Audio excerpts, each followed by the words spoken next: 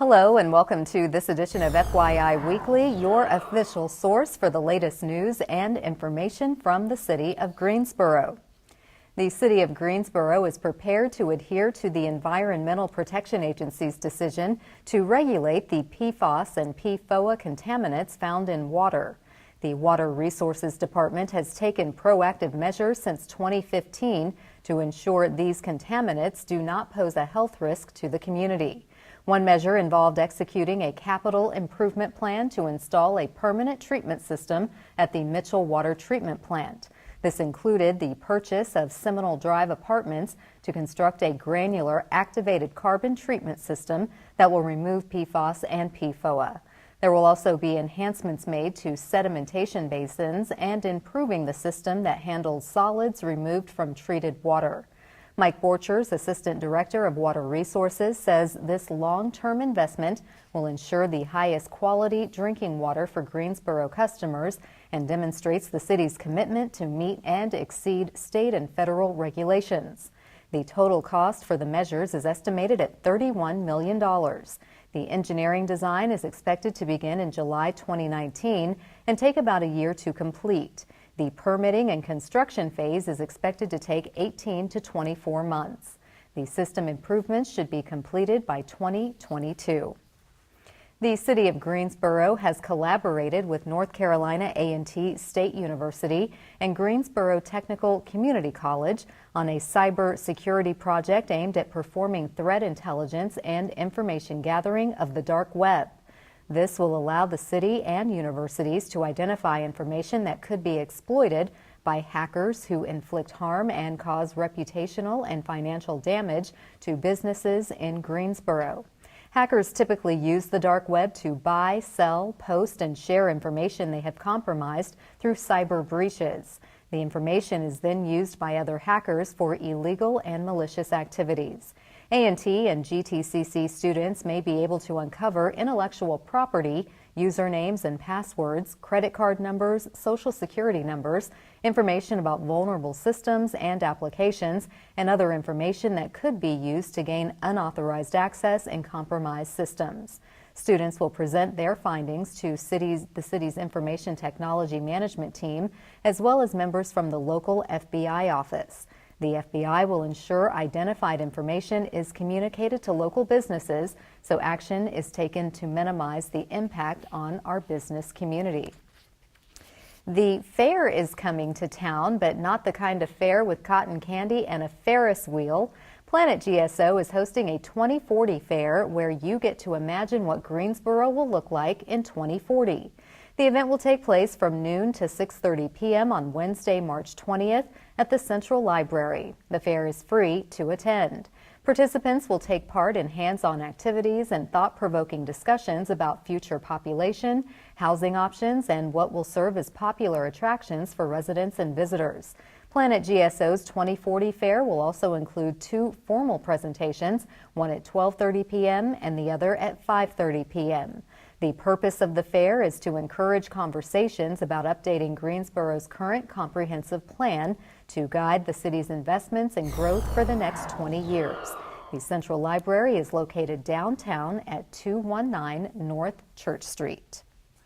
In an effort to help each of us improve our quality of life, the city has partnered with Cone Health for a series of brief and informative videos designed to inspire you to make better choices when it comes to healthy living. Let's check in with our friends at Cone Health for today's News for Your Health. Addiction is a disease that affects your ability to make healthy, rational decisions. And it's one of the primary health concerns of our time. Let's talk about it. What is addiction? Addiction is a complicated issue. Addiction can look like a lot of different things, but primarily we associate addiction with the loss of control over a certain substance, alcohol, drugs, or a certain behavior too. It's really important to understand that addiction impacts your brain. On a fundamental level, addiction essentially rewires your brain to where you become dependent on the drug or drink or the behavior, and you start to associate that with survival, which is why you often see people make really irrational decisions and do things that they would never do if they weren't addicted. Anyone can be at risk for addiction. It doesn't matter your race, your age, your gender, your socioeconomic status, your level of intelligence.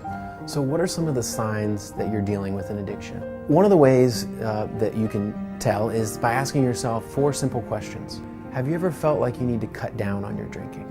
Have you ever felt like you were annoyed when someone criticized you about how much you're drinking or drugging? Have you ever felt guilty about how much you're drinking or drugging?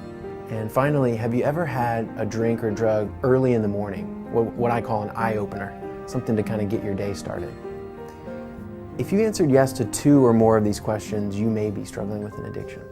So what are the signs you can look for in someone else who you think might be struggling with an addiction? One of the key signs is isolation. If you find that a loved one is continually getting further and further isolated and leaving you out, leaving you in the dark, not letting you know about what they're up to, if they're also giving up on activities or interests that they used to have, reducing their level of activity. Another sign is if they're drinking or drugging more than they plan to. If someone tells you, I'm gonna have 2 or 3 drinks tonight, and it ends up being 4, 5, or 6, and then the next day it's the same thing, that's a sign that your tolerance is increasing and you might be struggling with addiction. With cancer, diabetes, heart disease, it's very common to get a family history and to tell your doctor everything you know about what your family struggled with. And for some reason, addiction's considered different, but it shouldn't be.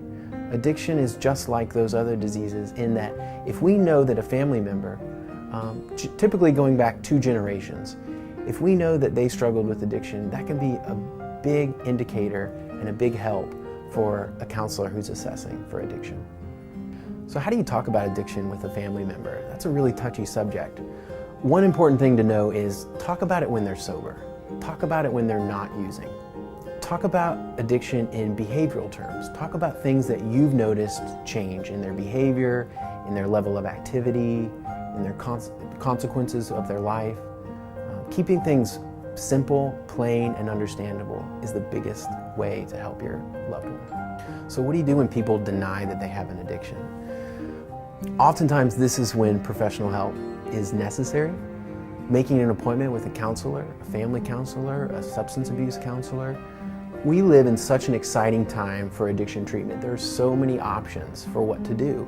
Yes, there's the classic inpatient 28-day rehab facility. There's also 12-step meetings, Alcoholics Anonymous, Narcotics Anonymous. A lot of these are really familiar, but there's new and exciting treatments as well. So here at Cone, we have an IOP, that's an intensive outpatient program. It's primarily group counseling. And group counseling is shown to be the most effective form of substance abuse counseling because it gets at that isolation piece. It helps people feel more understood. Another way you can treat addiction is by talking with your primary care physician about medications for cravings. Right now we have exciting medications that are very safe and well studied that can help people tolerate and deal with those triggers and those cravings that happen in early recovery. Thank you for joining me today. I hope this information has been helpful in learning about addictions. If you want to learn more, go to conehealth.com/behavioral health. Thanks again. I'm Wes Swan. The City of Greensboro is partnering with United Way to create summer job opportunities for teens and young adults. We'll have that story and more news coming up after the break. Stay with us.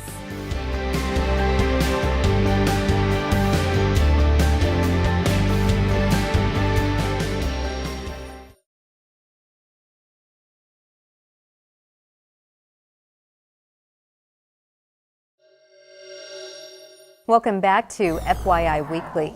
Employers throughout the Greensboro community are encouraged to support the Plus One campaign, an initiative of the Greensboro Youth Employment Mentoring Program, supported by United Way of Greater Greensboro and the City of Greensboro.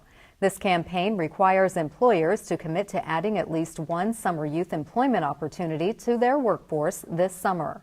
Employers may submit summer job opportunities now through March 31st. Plus One employers will agree to hire a young person between ages 16 to 24, provide a wage of at least $8 per hour, offer at least 20 hours per week for a duration of at least 7 to 8 weeks from June through August. Upon accepting the invitation to participate, employers are asked to submit their Plus One summer youth employment opportunity online or call United Way to be added to the Plus One registry. Plus One summer opportunities will be posted on the United Way website and promoted throughout the community and social media to reach youth most in need of meaningful summer work experiences. The website will list the company or business name, listing of positions with job descriptions, preferred skills, and contact information for applications. Registration is open for all Greensboro Parks and Recreation summer camps for kids ages 5 to 15. One free week of camp valued up to $250 will be given to one family who attends this year's summer camp fair. The fair will take place from 5:30 p.m. to 7 p.m. on Friday, March 22nd at Lindley Recreation Center located at 2907 Springwood Drive. Camps are available for children and teens, including sessions for arts, sports, outdoor adventure, and service learning. To learn more about each camp and to complete the online registration, visit the city's website. Summer camp wouldn't be possible without the camp counselors. Teenagers have until May 1st to apply for the Counselor in Training or CIT program. They will be assigned to a Greensboro Parks and Recreation summer camp location. Students can apply online and the training costs $80. Applicants must be 15 years old by June 1st to qualify to participate.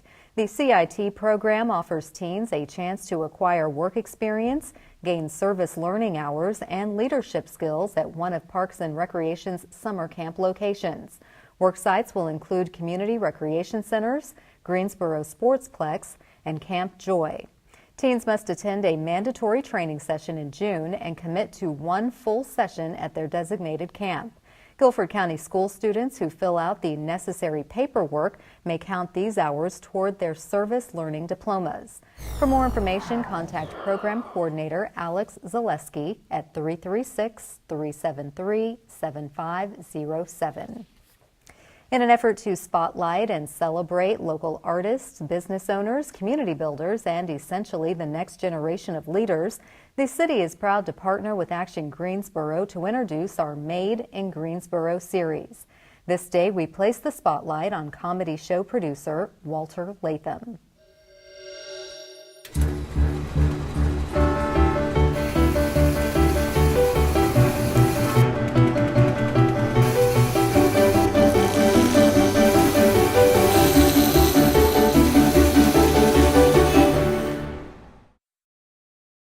Did you know comedy legends such as Tyler Perry, Chris Rock, Steve Harvey, Monique, Cedric the Entertainer, and the late Bernie Mac all have a connection to Greensboro? That connection is Walter Latham. Walter grew up in Brooklyn but eventually moved to North Carolina for college at age 18. Walter began thinking about producing comedy after watching Def Comedy Jam. The first comedy show Walter produced was at the Greensboro Coliseum with D.L. Hughley and Bill Bellamy. Walter's first tour featured Bill Bellamy and Chris Tucker. This led to the Kings of Comedy starring Cedric the Entertainer, Steve Harvey, D.L. Hughley, and the late Bernie Mac. In 2000, Spike Lee turned this show into a film entitled The Original Kings of Comedy, using footage from their onstage performances. Walter has now been an entrepreneur for more than 25 years. He says it takes courage and faith in what you're doing to step out. Through all of this, Walter raised his family here and calls Greensboro his home. In this new stage of his career, he's starting to do different things and become more ingrained in the community.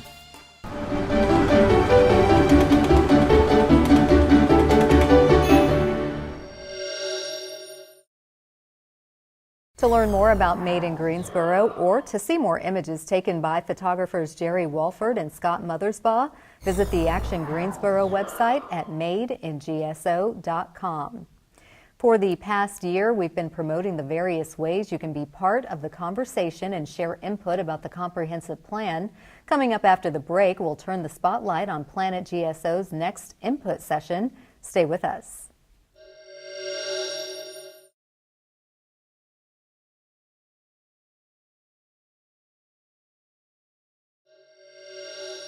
Welcome back to FYI Weekly. The city's planning department has been hard at work pounding the pavement and visiting neighborhoods and groups throughout the city to capture input about the comprehensive plan. Joining me now to tell us how you can still be part of the process to update this pivotal planning document is Sue Schwartz. She is the director of the city's planning department. Hello, Sue. Welcome back. Thank you, Carla. Always good to see you. So why is a comprehensive plan important, and what does it actually do for the city? The comprehensive plan is the city's official growth policy document. It's adopted by City Council, and it sets our expectations for our growth and development for the next 20 years. So we have had one since 2003, and it's well past time to update it. But we have lots of challenges ahead. Where are we going to grow? Where should different types of land uses be? And what kind of city facilities will we need to support our growth? Okay, and that's critical as things are changing and population is growing. You mentioned the current comprehensive plan is about 15 years old. What kinds of things were accomplished that people would recognize? Well, things that they would recognize would be, for example, if you drove down Gate City Boulevard. One of the key pieces in that plan was to reinvest in corridors, in pivotal corridors in Greensboro, and that was identified as our entryway, especially from the Coliseum. And so you see the streetscape and you'll see new investment along the corridor, so you can really see a change that's happened since 2003. Nice. Now, how much public input has already been gathered by Planet GSO throughout this process? We have been at this now in the full public implementation or public input phase since September. And so we have been out, we had 6 public meetings in the fall across Greensboro at recreation centers, but we've also gone to civic clubs, we have gone to neighborhood groups, to church groups, and we have a strong online presence, and we have had surveys. So we have about 2,000 pieces of input that we've received from people from across Greensboro. Very impressive, and it's nice to know that people are really getting involved and sharing their comments, their questions, their ideas, and that you're capturing all of that information. Now, there's a 2040 fair, which we mentioned earlier in the show, and are there any other upcoming events in addition to the fair? Well, we have a speaker series, and we've had several speakers nationally and locally renowned speakers come to Greensboro to talk about different ideas and issues that involve cities and how they approach their growth. We will have a hometown talent who moved away, Kristen Jeffers. She calls herself the Black Urbanist. She'll be here on April 18th.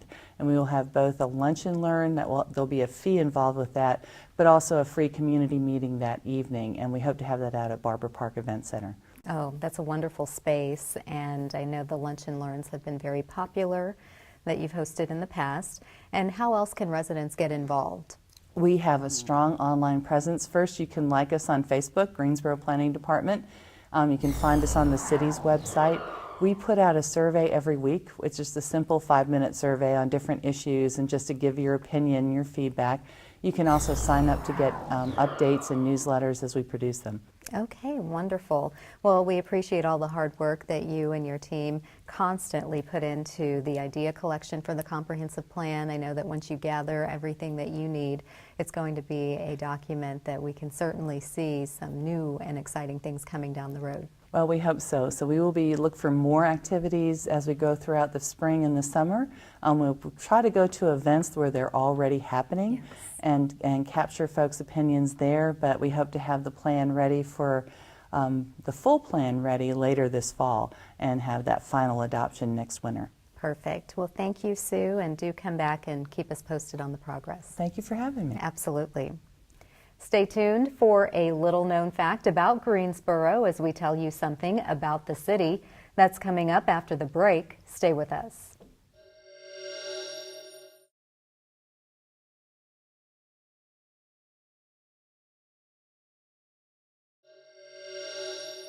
Welcome back. One way to stay informed about what's happening in the city is by attending or tuning in to city council meetings. The Greensboro City Council meetings are open to the public, but if you cannot attend, we broadcast the meetings live right here on GTN, and we also stream the meetings live on the city's website. Council meetings take place at 5:30 p.m. on the first and third Tuesdays of the month on Level 2 of the Melvin Municipal Office Building located at 300 West Washington Street. The first meeting of the month includes public comments and special presentations. Meetings on the third Tuesday of the month focus on public hearings and city business.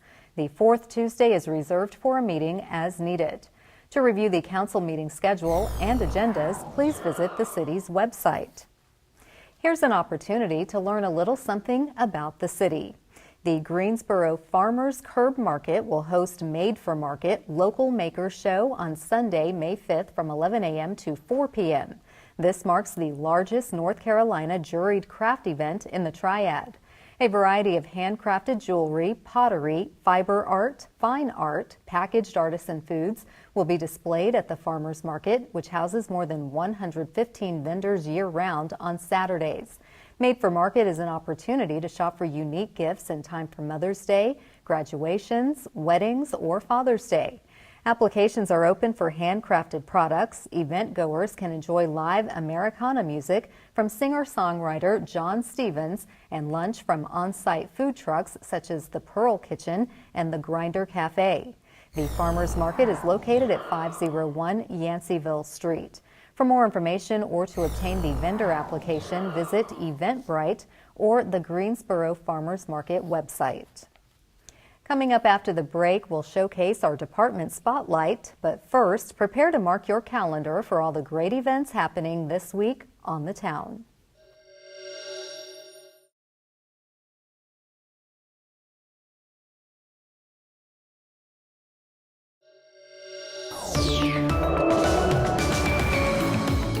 Hey, this is Josh. On the town this weekend, you'll find a country star, St. Patrick's Day festivities, and more. If you consider yourself a big Eric Church fan, then it's your lucky day because he will be performing at the Coliseum this Friday and Saturday night as a part of his Double Down tour starting at 8 p.m. He will forego an opening act and instead treat fans to dynamic marathon sets across back-to-back nights. Visit GreensboroColiseum.com for more information, including ticket prices. The reenactment celebration of the anniversary of the Battle of Guilford Courthouse will take place this Saturday and Sunday from 8:30 a.m. to 5:30 p.m. at Country Park. Admission is free. The battle will be reenacted at 2 p.m. daily, giving spectators a glimpse of what took place on the battlefield back in 1781. During this two-day event, visitors can also visit military encampments, experience live firearms demonstrations, participate in various events, and purchase craft and trade items from that time period.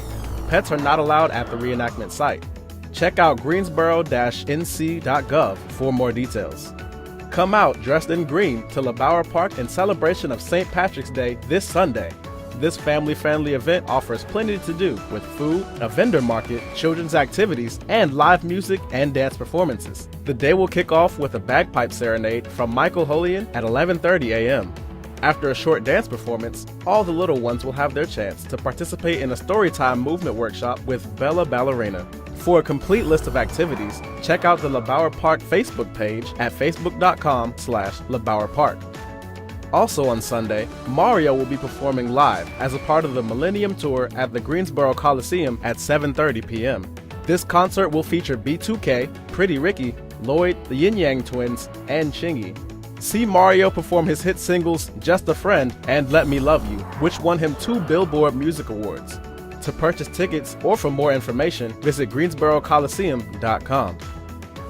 On Thursday, March 14th, from 6 p.m. to 7:30 p.m., the Say Yes to College workshop will be held at the Union Square campus.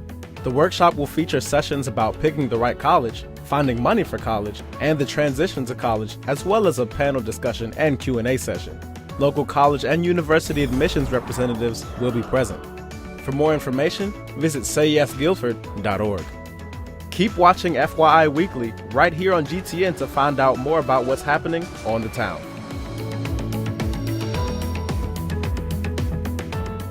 Welcome back. The City of Greensboro has 23 departments and several divisions committed to serving you, our residents, and visitors. Let's go behind the scenes in our department spotlight. Today, we place the spotlight on the city's Neighborhood Development Department. That team is co-sponsoring the 2019 Housing Summit in partnership with the Greensboro Housing Coalition. This year's theme is Prescription for Healthy Communities, with a focus on how housing impacts child health. The summit will take place from 8 a.m. to 3 p.m. on Wednesday, March 27th at George K's Event Center located at 2108 Cedar Fork Drive. Attendees will get to hear from and interact with experts on how housing affects our well-being. The goal is to help strategize about what we can do to improve our community through housing interventions, system change, and policy levers. The keynote speaker is Dr. Megan Sandel, the nation's leading expert on how housing impacts child health. Registration for the event is required. To reserve a seat, contact the Greensboro Housing Coalition at 336-691-9521. Straight ahead on the other side of the break is this week's Way to Go GSO shout out. Stay with us.